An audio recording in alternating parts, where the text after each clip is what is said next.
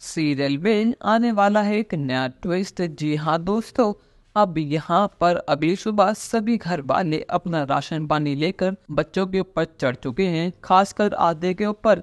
यहाँ पर किसी ने भी अंश माही परी को कुछ नहीं कहा, पर लेकिन सभी घर वाले आधे के पीछे पड़ चुके हैं।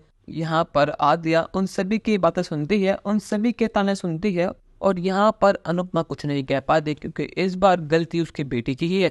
यहाँ पर अंश, परी, माही और बाकी सभी को अपनी गलती का तो एहसास है, पर लेकिन उनमें से किसी में इतनी हिम्मत है ही नहीं कि वो सभी घर वालों के सामने अपनी गलती एक्सेप्ट करे और प्रेम को फिर से घर वापस बुला ले।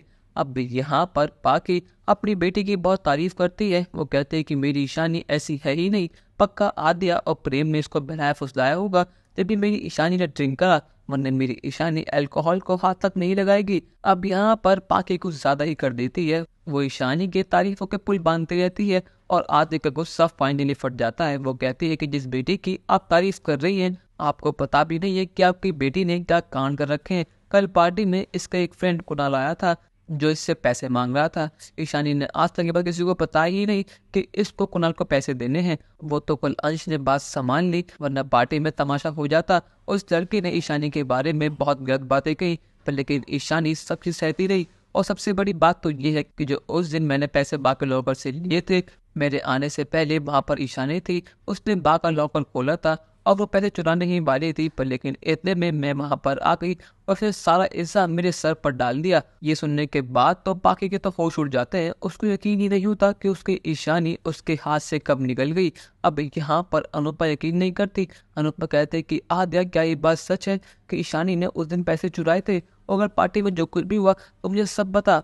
यहाँ पर आद्या अनुपमा को बहुत शांति से सारी बात बताती है। उसके बाद अनुपमा को एहसास होता है कि प्रेम ने गलती तो करी है, पर लेकिन प्रेम के साथ साथ बाकी सभी बच्चों की भी गलती है, क्योंकि उन लोगों ने ही प्रेम को पार्टी में जाने के लिए फोर्स करा था।